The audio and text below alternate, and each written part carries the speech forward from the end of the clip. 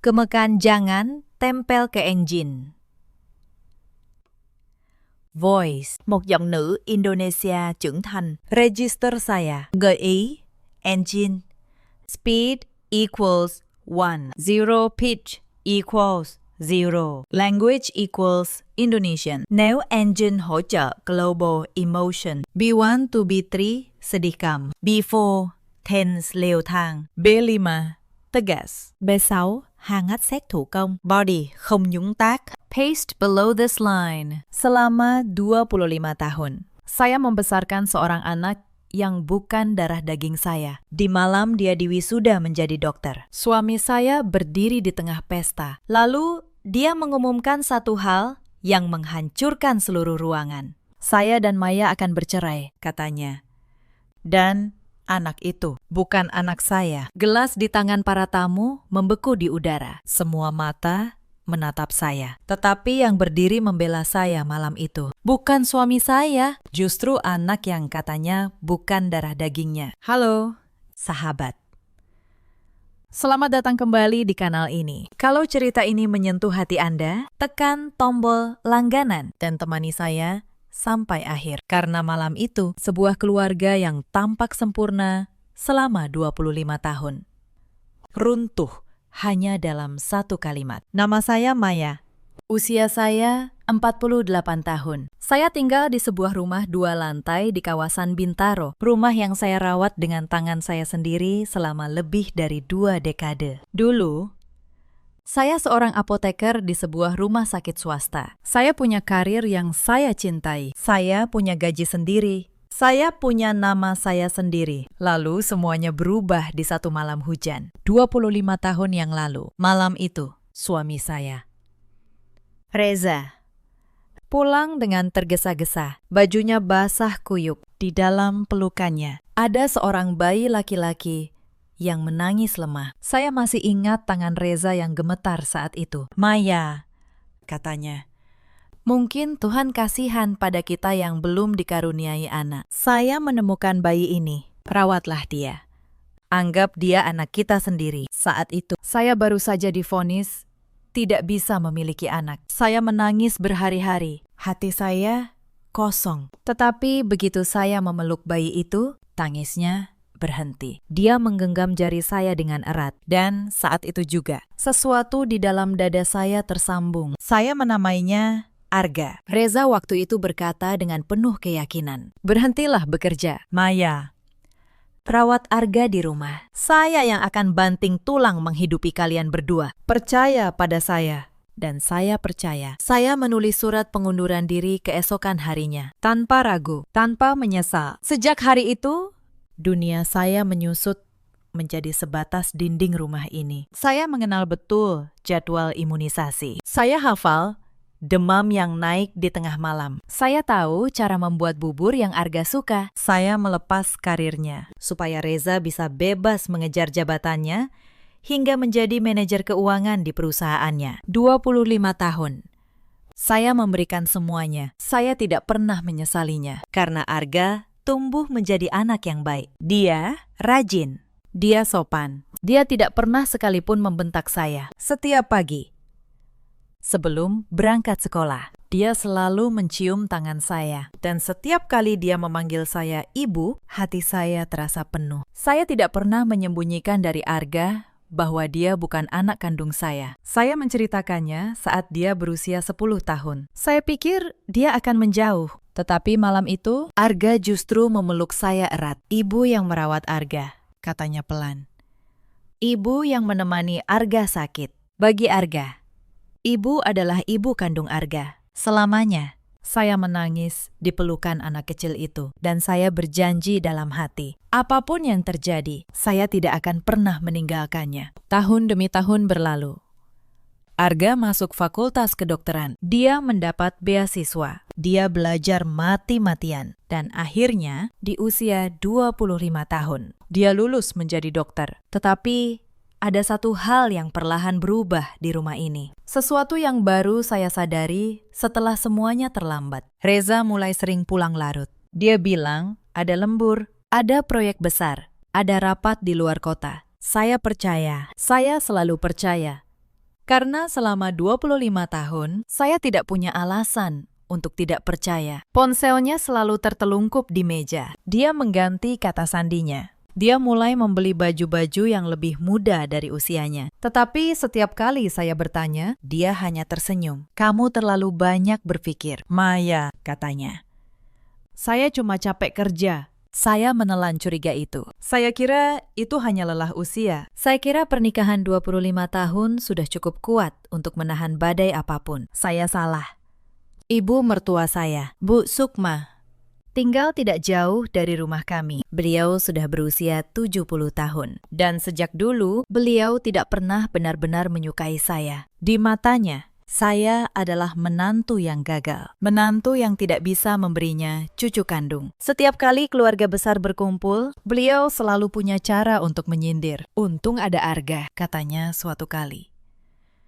Di depan semua orang. Walaupun cuma anak pungut, setidaknya rumah ini ada suaranya. Saya hanya tersenyum. Saya sudah terbiasa. Saya pikir selama Arga bahagia. Semua sindiran itu tidak ada artinya. Saya benar-benar tidak tahu bahwa di belakang saya sebuah rencana sedang disusun dengan rapi. Rencana untuk membuang saya di hari yang seharusnya menjadi hari paling membahagiakan dalam hidup saya. Hari wisuda Arga tiba. Pagi itu, saya bangun lebih awal dari biasanya. Saya menyetrika jas Arga dengan tangan saya sendiri. Saya memasak nasi kuning, lauk kesukaannya. Sejak subuh, hati saya penuh. Anak yang dulu saya timang di tengah hujan, kini menjadi seorang dokter. Arga keluar dari kamarnya dengan kemeja putih dan jas hitam. Tinggi, tegap, dewasa. Untuk sesak, mata saya berkaca-kaca. Ibu, kenapa menangis? Tanyanya sambil tersenyum. Ibu cuma bangga. Nak, jawab saya. Bangga sekali. Reza memutuskan mengadakan pesta syukuran di rumah malam itu. Dia sendiri yang mengundang seluruh keluarga besar. Paman, bibi, sepupu, tetangga. Dia bilang, ini hari istimewa. Hari yang harus dirayakan besar-besaran. Saya senang.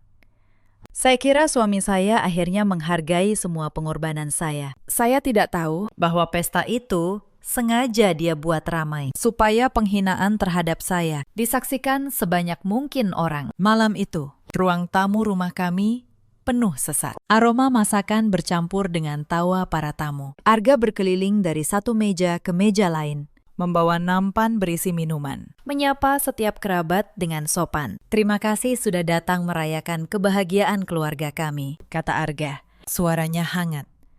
Paman tertua menepuk pundak Arga, lalu menoleh ke arah saya. Maya, kamu benar-benar luar biasa, katanya. Membesarkan anak sampai jadi dokter. 25 tahun usahamu, tidak sia-sia. Saya berdiri bersandar di dekat tangga. Kedua tangan saya meremas ujung kebaya. Saya tersenyum malu. Paman terlalu memuji, kata saya. Arga memang anak yang baik. Itu berkah buat keluarga kami. Bibi bungsu yang duduk di meja sebelah ikut menyahut. Ini namanya jodoh.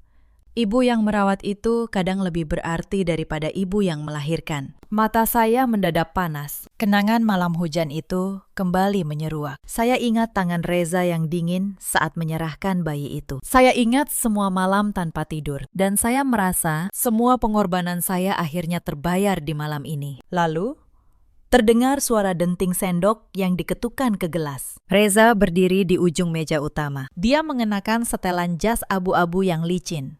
Tangannya memegang segelas anggur. Wajahnya sedikit memerah. Suara riuh perlahan mereda. Semua mata tertuju padanya. Saya pun menatap suami saya, tetapi Reza tidak menatap saya. Pandangannya melayang melewati kepala saya ke arah pintu ruang tamu. Di hari yang membahagiakan ini, kata Reza, saya juga punya satu kebenaran penting yang ingin saya umumkan kepada seluruh keluarga. Suaranya jatuh jelas di tengah keheningan. Dan dari arah pintu terdengar suara langkah sepatu hak tinggi mengetuk lantai. Seorang wanita melangkah masuk. Usianya sekitar 40 tahun. Dia mengenakan gaun ketat berwarna merah marun. Parfumnya tajam, mengalahkan aroma masakan di rumah saya. Saya terpaku. Saya mengenal wanita itu. Itu Bu Linda, pemilik salon yang terletak 2 blok dari rumah saya. Wanita yang sesekali bertemu dengan saya di pasar dan selalu menyapa saya dengan ramah. Reza berjalan cepat ke arahnya, tanpa sungkan. Dia meraih tangan Bu Linda dan menariknya berdiri di sampingnya. Di hadapan puluhan pasang mata kerabat yang terbelalak. Saya dan Maya akan resmi bercerai, kata Reza. Gelas di tangan paman tertua jatuh. Pecah berkeping-keping. Seluruh ruangan seakan kehabisan udara. Mas Reza, saya tergagap. Saya melangkah maju. Dada saya terasa diremas. Lelucon apa ini? Reza menyunggingkan senyum sinis. Senyum yang selama 25 tahun belum pernah saya lihat di wajahnya. Dia menatap lurus ke arah saya dengan nada menghina. Surat cerai sudah saya siapkan, Maya, katanya. Dan jangan berpura-pura kaget. Kamu sudah tidak berguna lagi di rumah ini. Saya merasa lantai bergoyang di bawah kaki saya. Tidak berguna? Suara saya nyaris hilang. Saya mengabdi pada keluarga ini 25 tahun. Mas, mengabdi. Reza tertawa pendek. Kamu cuma perempuan yang tidak bisa punya anak. Bahkan anak yang kamu banggakan itu bukan darah daging saya. Ruangan kembali tersentak. Para tamu saling pandang. Bisik-bisik mulai terdengar. Saya menoleh ke arah Arga. Anak saya berdiri kaku di tengah ruangan. Nampan masih di tangannya. Wajahnya pucat. Tetapi matanya tidak menunjukkan kebingungan. Matanya menunjukkan sesuatu yang lain. Sesuatu yang dingin. Bu Sukma, ibu mertua saya, bangkit dari kursinya. Suaranya melengking memenuhi ruangan. Sudah saya bilang dari dulu, katanya. Perempuan mandul ini cuma membawa sial. Bagus, Reza. Akhirnya kamu sadar juga. Buang dia. Linda jauh lebih pantas jadi istrimu. Saya menatap ibu mertua saya. Saya menatap suami saya. Saya menatap wanita berbaju merah itu. Dan untuk pertama kalinya dalam hidup saya merasa benar-benar sendirian di rumah yang saya bangun sendiri. Tetapi malam itu, mereka semua tidak tahu satu hal. Mereka tidak tahu bahwa Arga, anak yang baru saja dihina, sudah menyimpan sebuah rahasia yang akan mengubah segalanya. Malam itu berakhir dengan kekacauan. Para tamu pulang satu persatu dengan wajah canggung dan bisik-bisik yang menyakitkan. Reza pergi bersama Bu Linda, tanpa menoleh sedikit pun ke arah saya. Saya duduk sendirian di ruang tamu yang berantakan. Gelas pecah masih berserakan di lantai. Sisa makanan mengering di atas meja. Dan saya, perempuan 48 tahun, tidak tahu lagi apa arti hidup saya. Arga datang. Dia berlutut di depan saya. Dia menggenggam tangan saya yang dingin. Ibu, katanya pelan, jangan menangis. Arga di sini. Nak, suara saya bergetar. Maafkan ibu. Ibu sudah gagal. Ibu tidak bisa memberimu keluarga yang utuh. Arga menggeleng. Yang gagal bukan ibu, tetapi mereka. Saya menatap matanya. Ada sesuatu dalam tatapan itu yang membuat saya merinding. Sebuah ketenangan yang terlalu dalam untuk anak yang baru saja kehilangan ayahnya. Ibu, istirahatlah dulu, kata Arga. Besok kita selesaikan semuanya. Percayalah pada Arga. Keesokan harinya, Reza datang ke rumah bersama pengacaranya. Dia membawa map berisi surat gugatan cerai. Dia meletakkannya di meja dengan kasar. Tanda tangani ini, katanya. Saya tidak mau ada masalah. Kamu boleh ambil baju-bajumu, lalu pergi. Rumah ini milik saya. Saya menatap rumah itu. Rumah yang saya rawat 25 tahun. Setiap sudutnya menyimpan kenangan saya bersama Arga. Tangga tempat dia belajar berjalan. Dapur tempat saya memasak ribuan bubur. Halaman tempat dia bermain. Rumah ini, kata saya. Atas nama saya, potong Reza. Semuanya atas nama saya. Kamu tidak punya hak apa-apa di sini. Pengacaranya mengangguk. Benar, Bu. Sertifikat rumah, rekening, mobil. Semuanya atas nama Bapak Reza. Secara hukum, Ibu memang tidak memiliki hak. Saya merasa dunia runtuh selama ini. Saya tidak pernah mengurus surat-surat. Saya percaya pada suami saya. Saya pikir kepercayaan adalah dasar dari pernikahan. Ternyata, kepercayaan saya hanya menjadi senjata untuk menghancurkan saya. Bu Sukma ikut datang siang itu. Beliau melihat saya dengan tatapan menang. "Cepat pergi," katanya. Sebelum kami panggil satpam, dasar perempuan tidak tahu diri. Sudah dibesarkan di rumah ini, masih juga betah. Saya hampir menyerah. Saya hampir mengambil pena itu. Tetapi Arga masuk ke ruangan. "Tunggu, Bu," katanya pada saya.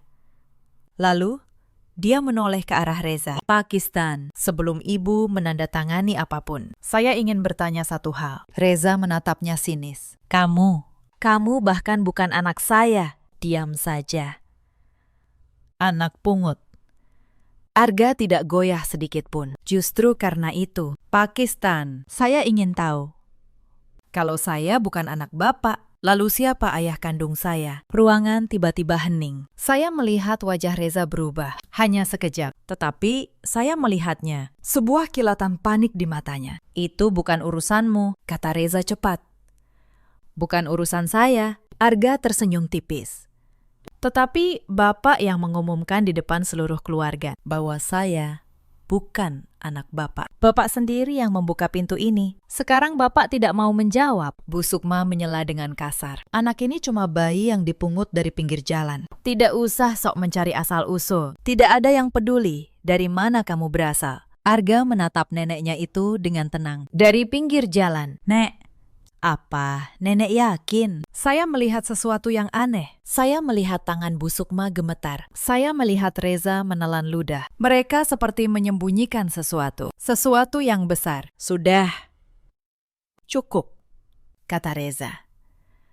Berusaha mengendalikan situasi. "Maya, tanda tangani surat ini sekarang. Atau saya akan paksa lewat pengadilan." "Silakan lewat pengadilan." "Pakistan," kata Arga. "Justru saya berharap masalah ini sampai ke pengadilan, karena di sana semua kebenaran akan terbuka, termasuk kebenaran tentang siapa saya sebenarnya." Reza terdiam. Dan untuk pertama kalinya, saya melihat suami saya yang selalu percaya diri itu kehilangan kata-kata. Hari itu, surat cerai tidak jadi saya tanda tangani. Reza pergi dengan wajah marah. Tetapi saya tahu ada sesuatu di balik kemarahannya. Ada ketakutan. Malam itu, saya bertanya pada Arga, "Nak, apa yang kamu tahu? Apa yang sebenarnya terjadi?" Arga duduk di samping saya. Dia menarik napas panjang. "Ibu," katanya, 3 bulan yang lalu, saat saya sedang koas di rumah sakit, seorang pasien lansia masuk. Namanya Pak Wijaya. Dia sakit keras. Tidak ada keluarga yang menjenguknya. Saya yang merawatnya setiap hari. Saya mendengarkan dengan saksama. Suatu malam, Pak Wijaya memanggil saya. Dia menatap wajah saya lama sekali. Lalu, dia menangis. Dia bilang, wajah saya mirip sekali dengan putranya yang hilang 25 tahun yang lalu. Jantung saya berdegup kencang. Saya kira itu cuma igauan orang sakit, lanjut Arga. Tetapi Pak Wijaya bercerita, dulu dia punya seorang anak laki-laki. Anak itu lahir di luar nikah dari seorang wanita yang dia cintai. Keluarganya tidak setuju. Mereka memaksa wanita itu pergi dan bayi itu hilang. Dibuang oleh seseorang dari keluarganya sendiri. Di malam hujan 25 tahun yang lalu, saya menutup mulut saya dengan tangan. Air mata mengalir tanpa bisa saya tahan. Pak Wijaya adalah orang yang sangat kaya. "Bu," kata Arga. Dia pemilik beberapa perusahaan besar. Dan sebelum meninggal, dia melakukan tes DNA dengan saya. Hasilnya keluar minggu lalu. Arga mengeluarkan selembar dokumen dari tasnya. Dia meletakkannya di pangkuan saya. Saya adalah putra kandung Pak Wijaya. "Bu, cucu sah dari keluarga Wijaya. Dan yang membuang saya 25 tahun lalu. Bukan orang asing." Saya menatap Arga. Saya tidak berani bertanya, tetapi saya sudah tahu jawabannya. "Yang membuang saya," kata Arga pelan, "adalah orang yang menyerahkan saya ke pelukan ibu dengan cerita palsu bahwa dia menemukan saya." Tangan saya gemetar memegang dokumen itu. Reza. Reza yang membuang Arga. Reza yang sejak awal tahu siapa Arga sebenarnya. "Tetapi kenapa?" tanya saya. Kenapa Mas Reza membuangmu, lalu membawamu pulang? Karena keluarga Wijaya dan keluarga Reza saling kenal. Bu, jawab Arga. Reza tahu bahwa Pak Wijaya mencari putranya yang hilang. Reza menyimpan saya seperti menyimpan kartu. Dia menunggu waktu yang tepat untuk menukar saya dengan harta keluarga Wijaya. Tetapi Pak Wijaya keburu menemukan saya lebih dulu, lewat takdir.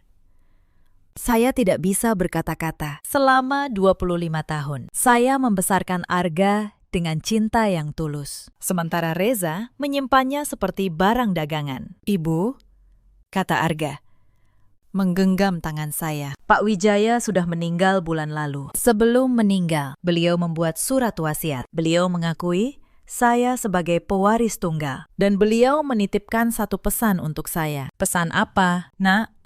Arga tersenyum. Untuk pertama kalinya malam itu, senyumnya hangat.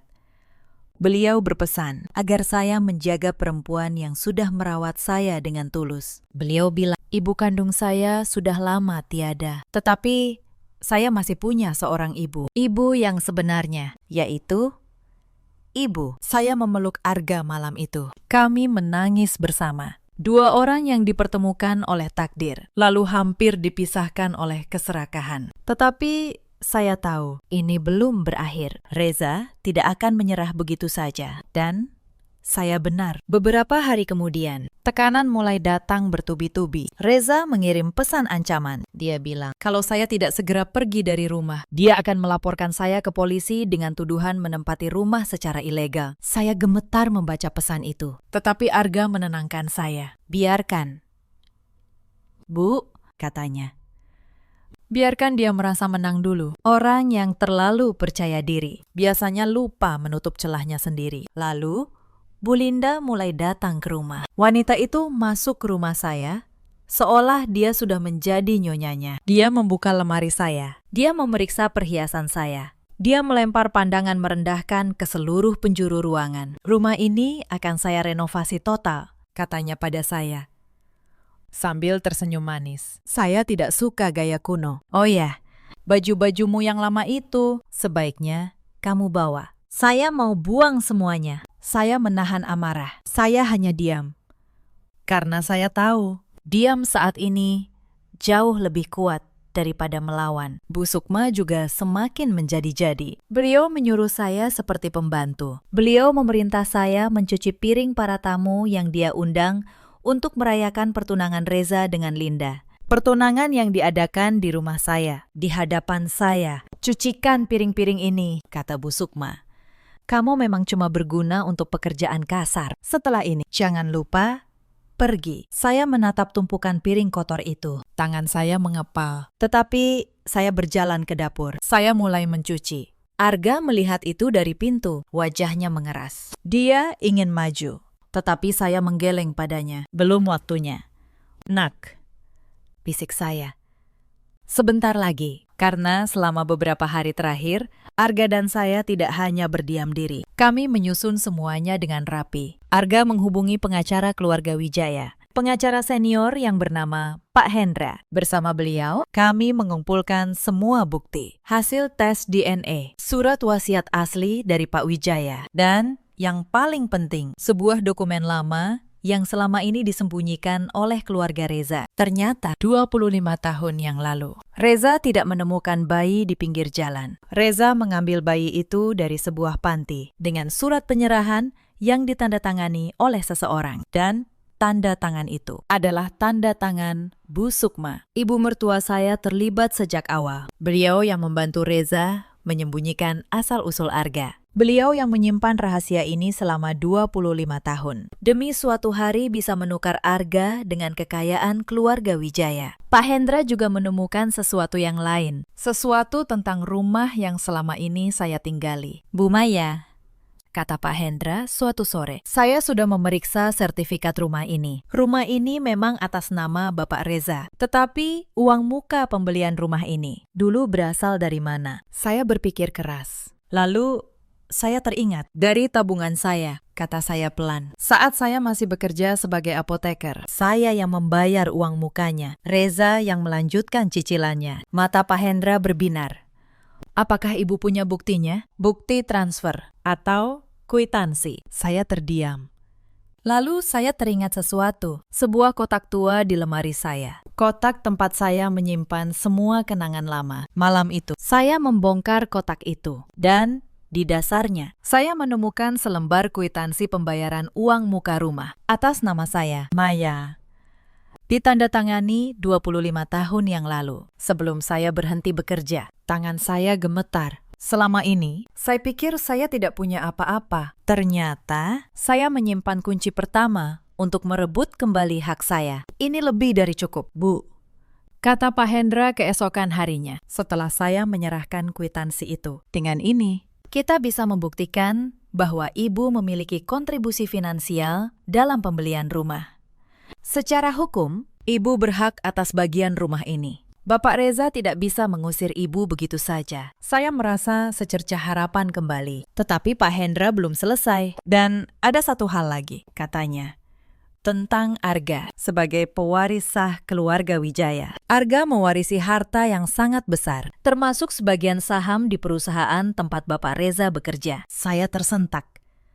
Maksud Bapak? Pak Hendra tersenyum. Maksud saya, Bu, perusahaan tempat Reza menjabat sebagai manajer keuangan. Sebagian sahamnya kini dimiliki oleh Arga. Dengan kata lain, Arga secara tidak langsung adalah salah satu pemilik perusahaan tempat ayah angkatnya bekerja. Saya tidak bisa berkata-kata. Takdir benar-benar punya cara yang aneh untuk membalik keadaan. Tetapi sebelum hari pernikahan itu tiba, Reza melakukan satu langkah lagi. Langkah yang justru menjadi bukti terkuat untuk menjatuhkannya sendiri. Suatu malam, Reza memanggil Arga ke rumah. Dia bersikap manis. Dia menyodorkan secangkir kopi dan tersenyum hangat, seolah tidak pernah terjadi apa-apa. Arga, katanya, Bapak tahu, akhir-akhir ini banyak yang berubah. Tetapi bagaimanapun, Bapak yang membesarkanmu. Bapak cuma minta satu hal kecil. Tanda tangani surat ini. Arga menatap dokumen yang disodorkan. Itu adalah surat pernyataan yang isinya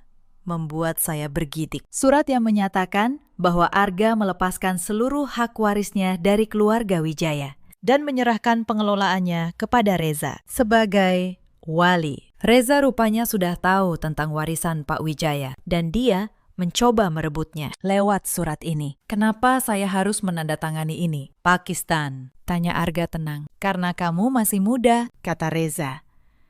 Suaranya melembut, tetapi matanya licik. Kamu belum mengerti soal harta. Biar Bapak yang mengurus semuanya untukmu. Percaya pada Bapak. Arga tersenyum tipis. Baik. Pakistan, saya akan pikirkan. Malam itu, Arga pulang ke rumah dengan wajah serius. Dia menceritakan semuanya pada saya. Bu, katanya, Reza tahu tentang warisan. Dia mencoba memaksa saya menyerahkan semuanya. Tetapi dia tidak tahu bahwa saya sudah merekam pembicaraan kami tadi. Arga memutar rekaman itu. Suara Reza terdengar jelas. Membujuk Arga untuk menyerahkan harta warisan. Bukti niat jahatnya terekam dengan sempurna. Pak Hendra bilang, rekaman ini akan sangat berguna nanti, kata Arga.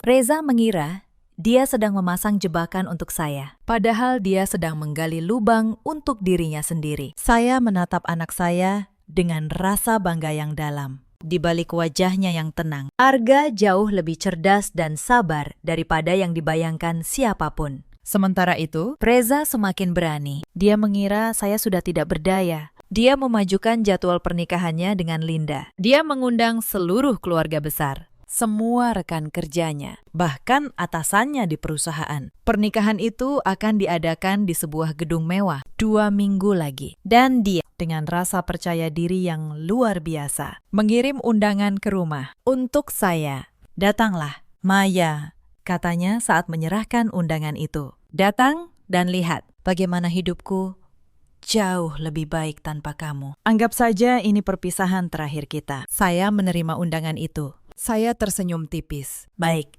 Mas, kata saya. Saya akan datang. Reza terkekeh. Mengira saya sudah pasrah. Dia tidak tahu bahwa undangan itu adalah kesalahan terbesar dalam hidupnya. Karena di hari pernikahannya, di hadapan semua orang yang ingin dia pamerkan. Semua kebenaran akan terungkap. Malam sebelum hari pernikahan itu, saya duduk bersama Arga dan Pak Hendra. Kami memeriksa semua dokumen untuk terakhir kalinya. Hasil DNA, surat wasiat, surat penyerahan bayi dengan tanda tangan Bu Sukma, kwitansi uang muka rumah, dan dokumen kepemilikan saham. Semuanya sudah siap, Bu, kata Pak Hendra. Besok. Kita hanya perlu menunggu waktu yang tepat. Saya menatap foto Arga kecil yang saya simpan. Lalu saya menatap Arga yang kini sudah dewasa, duduk di samping saya. Nak, kata saya, apapun yang terjadi besok, Ibu cuma ingin kamu tahu satu hal. Ibu tidak melakukan ini demi harta. Ibu melakukan ini demi kehormatan. Demi 25 tahun yang tidak boleh dihina begitu saja. Arga menggenggam tangan saya. Arga tahu. Bu, dan besok seluruh dunia juga akan tahu siapa ibu sebenarnya. Hari pernikahan Reza dan Linda tiba. Gedung mewah itu dihias dengan bunga-bunga putih dan lampu kristal. Ratusan tamu memenuhi ruangan. Para pejabat perusahaan, kerabat keluarga, kolega bisnis. Reza ingin semua orang melihat kemenangannya. Dia ingin pernikahan ini menjadi panggung kejayaannya. Saya datang mengenakan kebaya sederhana berwarna biru tua. Saya berjalan masuk dengan tenang. Banyak mata menatap saya dengan kasihan. Mereka berbisik, "Itu mantan istrinya. Kasihan." Datang ke pernikahan suaminya sendiri. Saya tidak peduli. Saya berjalan terus dan duduk di sebuah meja di sudut ruangan. Arga berjalan di samping saya, tampan dalam jas hitamnya, dan di belakang kami, Pak Hendra mengikuti dengan sebuah map tebal di tangannya. Reza melihat saya dari panggung. Dia tersenyum penuh kemenangan. Dia mengangkat gelasnya ke arah saya, seolah berkata, "Lihat, saya menang." Bu Sukma duduk di kursi kehormatan, mengenakan gaun mewah. Beliau menatap saya dengan tatapan menghina yang sama. Dan Linda, dalam gaun pengantin putihnya, tersenyum sinis ke arah saya. Acara dimulai. Pembawa acara mempersilakan Reza untuk memberikan sambutan. Reza naik ke panggung.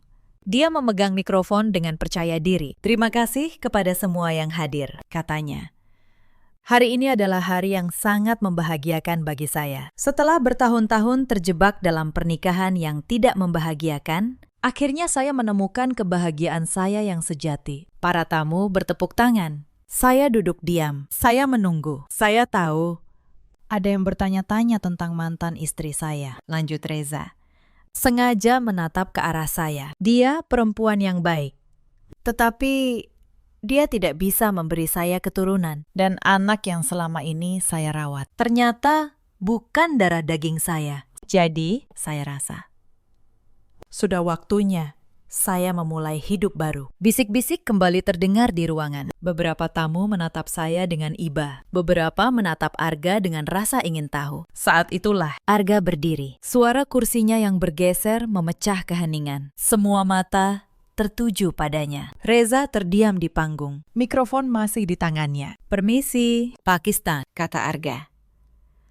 Suaranya tenang, tetapi jelas memenuhi seluruh ruangan. Sebelum acara dilanjutkan, izinkan saya, sebagai anak yang Bapak besarkan, mengucapkan beberapa patah kata. Reza tampak ragu.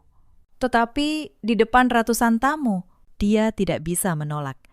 "Silakan," katanya kaku. Arga berjalan ke depan dengan langkah tenang. Dia mengambil mikrofon cadangan dari pembawa acara. Dia menatap ke seluruh ruangan. "Nama saya Arga," katanya. "Selama 25 tahun, saya dibesarkan oleh seorang perempuan bernama Maya. Perempuan yang malam ini duduk di sudut ruangan, dipandang sebelah mata oleh kalian semua. Ruangan hening." Reza mulai gelisah. "Pak Reza tadi berkata bahwa saya bukan darah dagingnya," lanjut Arga.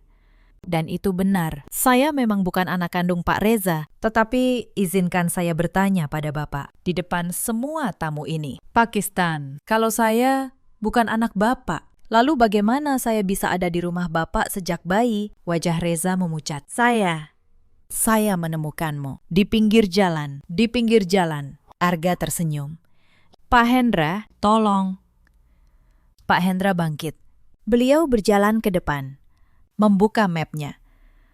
Beliau mengeluarkan selembar dokumen dan menunjukkannya ke layar besar di belakang panggung. Dokumen itu terpampang di hadapan semua tamu. Ini adalah surat penyerahan bayi, kata Pak Hendra dengan suara lantang. Pertanggal 25 tahun yang lalu, bayi ini diserahkan dari sebuah panti, bukan ditemukan di pinggir jalan. Dan surat ini ditandatangani oleh seseorang. Mari kita lihat siapa. Layar memperbesar tanda tangan di bagian bawah dokumen. Sebuah nama terbaca jelas, Sukma. Seluruh ruangan menahan napas. Mata semua tamu beralih ke arah Bu Sukma. Ibu mertua saya berdiri dengan wajah pucat pasi. Itu palsu. Itu bohong. Tidak. Bu, kata Pak Hendra, tenang. Dokumen ini asli dan sudah diverifikasi oleh notaris. Anda yang menyerahkan bayi ini kepada Bapak Reza 25 tahun yang lalu. Dan bayi itu bukan bayi sembarangan. Pak Hendra mengeluarkan dokumen kedua, hasil tes DNA. Bayi itu adalah putra kandung dari almarhum Bapak Wijaya, kata Pak Hendra. Salah satu pengusaha paling terpandang di kota ini. Putra yang dihilangkan 25 tahun yang lalu. Dan hari ini, putra itu berdiri di hadapan kalian. Namanya Arga Wijaya, pewaris tunggal seluruh kekayaan keluarga Wijaya. Gelombang kejutan menyapu seluruh ruangan. Para tamu saling pandang dengan mulut ternganga. Beberapa berdiri dari kursinya. Atasan, Reza, seorang pria tua yang duduk di meja depan, menatap Reza dengan tatapan tajam. Reza terhuyung. Mikrofon di tangannya hampir terjatuh. Tidak. Ini tidak mungkin. Ini sangat mungkin. Pakistan, kata Arga. Suaranya kini lebih dingin.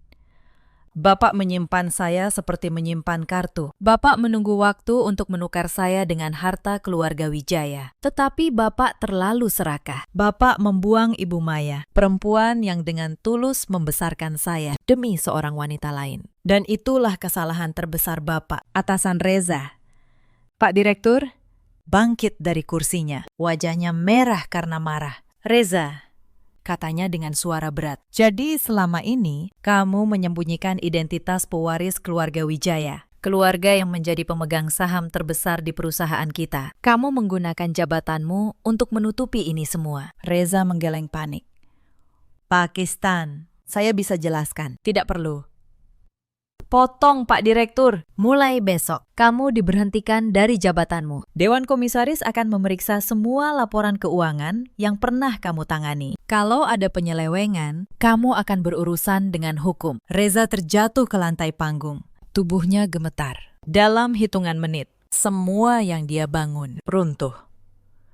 Lalu Pak Hendra mengeluarkan dokumen ketiga. Beliau menatap ke arah saya. Dan ada satu hal lagi yang perlu diluruskan malam ini, katanya.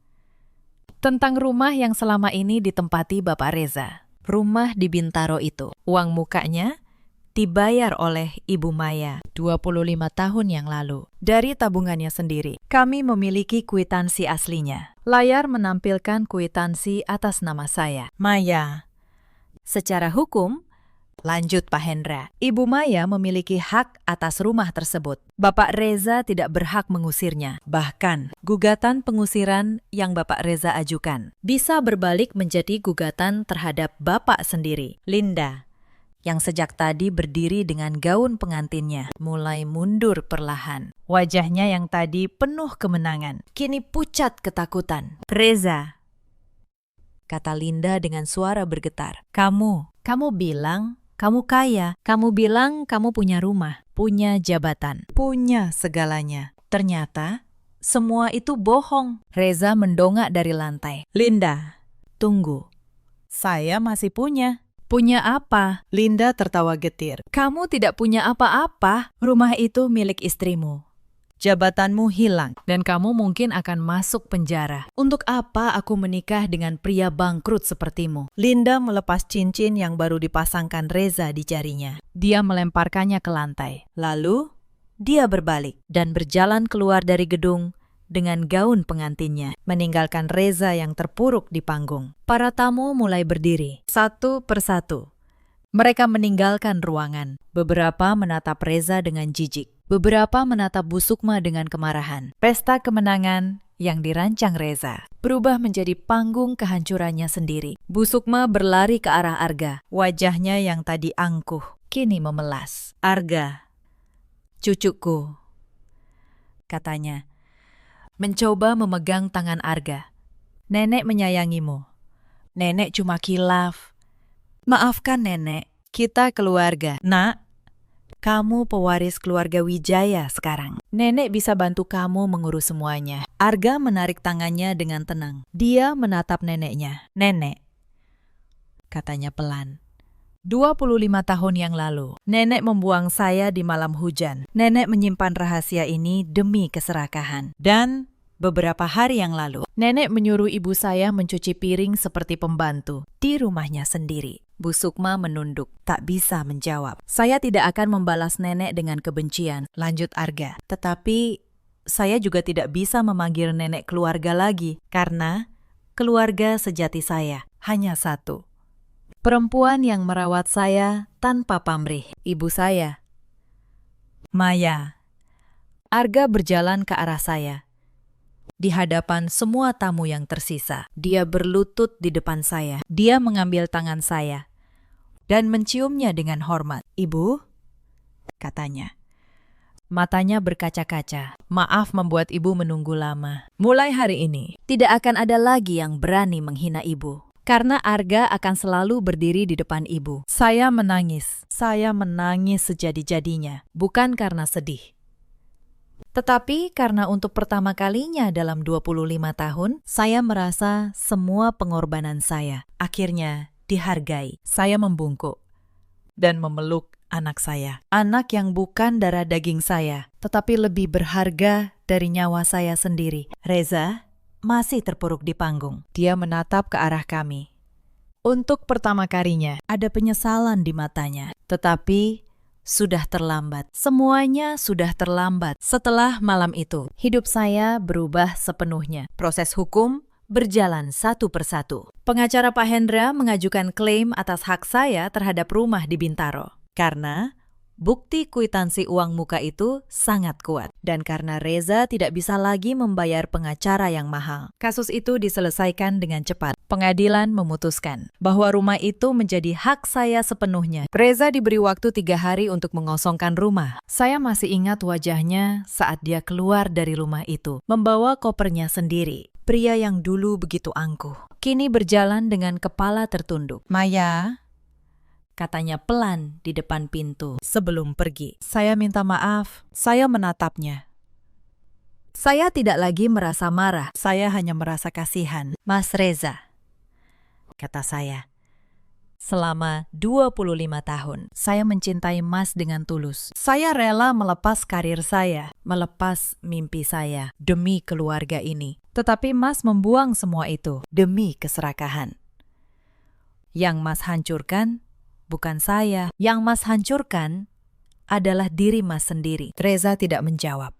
Dia hanya menunduk, lalu berjalan pergi. Pemeriksaan di perusahaan menemukan bahwa Reza memang melakukan penggelapan dana selama bertahun-tahun, memanfaatkan jabatannya sebagai manajer keuangan. Dia diseret ke pengadilan. Dan beberapa bulan kemudian, dia dijatuhi hukuman penjara. Bu Sukma kehilangan semua kehormatannya. Keluarga besar yang dulu menghormatinya, kini menjauhinya. Berita tentang perbuatannya menyebar. Dia, yang dulu begitu bangga dengan martabat keluarganya, kini hidup sendirian, ditinggalkan oleh anak dan kerabatnya. Sementara itu, Linda menghilang. Wanita yang dulu mengira akan menikahi pria kaya, kembali ke kehidupannya yang lama, dengan nama yang sudah tercoreng di seluruh lingkungan. Dan saya kembali ke rumah saya, rumah yang kini sepenuhnya menjadi milik saya. Saya membuka kembali jendela-jendelanya. Saya membiarkan udara segar masuk. Untuk pertama kalinya dalam bertahun-tahun, rumah itu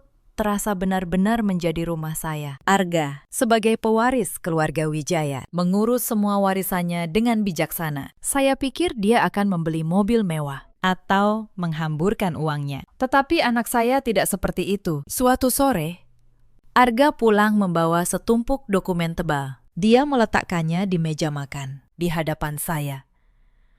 "Lihat ini, Bu," katanya dengan antusias. Saya baru saja menyelesaikan pendirian sebuah yayasan amal. Saya mengernyitkan kening. Yayasan amal, berapa banyak uang yang kamu gunakan? Nah, saya menyisihkan 10 miliar rupiah dari warisan saya sebagai modal awal, jawab Arga. Yayasan ini akan mendanai biaya pengobatan anak-anak yang sakit keras dan membantu ibu-ibu hamil yang kesulitan ekonomi. Saya tidak ingin ada lagi bayi yang dibuang di malam yang dingin. Seperti saya dulu, saya menatap anak saya. Mata saya berkaca-kaca. Bukan angka fantastis untuk mencari nama, tetapi sebuah niat tulus untuk menebar kebaikan. Dan ada satu hal lagi. Bu, kata Arga. Saya menamai yayasan ini dengan nama Ibu, Yayasan Maya, karena Ibu adalah orang pertama yang mengajari saya bahwa cinta yang tulus tidak mengenal darah daging. Saya tidak bisa menahan air mata saya. Saya memeluk anak saya erat-erat. Anak yang dulu saya timang di tengah hujan, kini menjadi seorang pria yang baik hati dan bijaksana. Hidup kami berjalan dengan tenang setelah itu. Arga membuka praktik sebagai dokter, sekaligus mengelola yayasannya. Dia tidak pernah lupa pulang ke rumah setiap malam untuk makan bersama saya. Dan setiap pagi sebelum berangkat, dia masih mencium tangan saya, sama seperti saat dia masih kecil. Suatu senja, beberapa bulan kemudian, saya mendengar kabar tentang Reza dari Pak Hendra. Di dalam penjara, Reza membaca sebuah koran bekas. Di halaman depan, ada berita tentang Arga dan Yayasan Maya. Ada foto Arga tersenyum cerah, berdiri di samping saya. Saat membaca berita itu, kabarnya Reza terkena serangan stroke malam itu juga. Saat Pak Hendra menjenguknya, Reza sudah lumpuh separuh badan. Dia duduk di kursi roda, mulutnya miring. Ucapannya tidak jelas, tetapi Pak Hendra masih bisa mendengar gumamannya yang penuh penyesalan. Maya, saya salah. Saya kehilangan segalanya. Saya mendengar kabar itu dengan hati yang tenang. Saya tidak merasa senang. Saya juga tidak merasa sedih. Saya hanya menyadari satu hal. Hukuman yang paling menakutkan bukanlah penjara, melainkan sisa hidup yang harus dijalani dalam penyesalan, rasa malu, dan kesepian yang menggerogoti hingga ke tulang. Itulah karma. Karma yang datang bukan dari tangan saya, tetapi dari perbuatannya sendiri. Semua badai akhirnya berlalu. Yang tersisa adalah ketenangan yang paling sederhana. Senja itu. Langit Jakarta berwarna keemasan. Angin sore bertiup sepoi-sepoi. Arga datang menjemput saya. Saya kira dia akan datang dengan mobil mewah, seperti pewaris keluarga kaya pada umumnya. Tetapi anak saya justru mengeluarkan sebuah motor tua dari garasi. Motor yang dulu selalu dia pakai saat masih kuliah. Motor kenangan kami. Ayo, Bu, katanya sambil tersenyum cerah. Hari ini, anak ibu mau mentraktir makan di kota tua. Lalu kita keliling cari angin sore. Saya tertawa. Saya merapikan rambut saya yang sudah mulai beruban. Lalu saya naik ke boncengan di belakang Arga. Dia memakaikan helm di kepala saya dengan hati-hati. Dia mengencangkan talinya, persis seperti saya dulu memakaikan helm di kepalanya saat dia masih kecil. Pegangan yang erat ya, Bu, katanya. Saya melingkarkan tangan saya di pinggangnya. Saya menyandarkan kepala saya di punggungnya. Punggung anak saya terasa lebar dan kokoh, melindungi saya dari angin sore yang mulai dingin. Mesin motor menyala. Kami melaju di tengah lalu lintas kota yang ramai. Di tengah hiruk-pikuk kehidupan, saya seolah hanya mendengar detak jantung anak saya yang tegar di depan saya. Kami memang tidak sedarah. Kami memang tidak segaris keturunan. Tetapi kami diikat oleh sesuatu yang jauh lebih kuat daripada darah, cinta seorang ibu dan bakti seorang anak.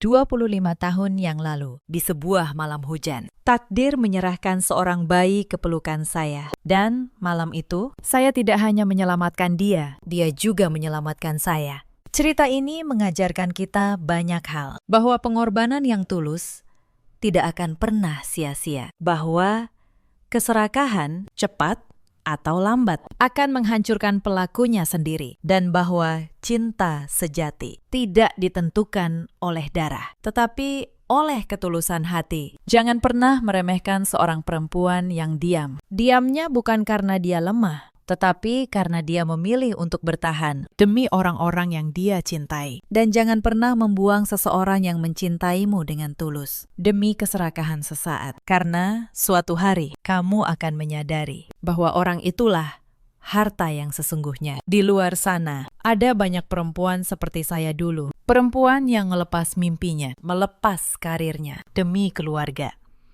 Perempuan yang mengabdi bertahun-tahun, lalu dianggap tidak berguna. Kalau Anda salah satu dari mereka, ingatlah, nilai Anda tidak ditentukan oleh orang yang menyakiti Anda. Nilai Anda ada pada ketulusan yang Anda berikan. Di luar sana, ada juga banyak suami seperti Reza. Suami yang lupa bahwa istri yang setia adalah berkah, bukan beban. Dan ada pula para ibu mertua yang membiarkan keserakahan menutupi hati nuraninya, hingga kehilangan keluarganya sendiri. Tetapi di luar sana, juga ada banyak arga, anak-anak yang membalas cinta dengan bakti, yang tidak melihat darah, tetapi melihat ketulusan. Dan selama masih ada hati seperti itu di dunia ini, kebaikan tidak akan pernah punah. Dalam hidup, kita semua punya pilihan. Memilih untuk serakah, atau memilih untuk tulus. Memilih untuk membalas dengan kebencian, atau memilih untuk bangkit dengan kehormatan. Saya memilih untuk bangkit. Dan hari ini, saya bahagia. Bagaimana dengan Anda? Apakah Anda pernah merasakan pengorbanan yang tidak dihargai? Ceritakan kisah Anda di kolom komentar. Mungkin cerita Anda bisa menjadi kekuatan bagi orang lain yang sedang berjuang. Terima kasih sudah menemani saya sampai akhir. Sampai jumpa di cerita berikutnya.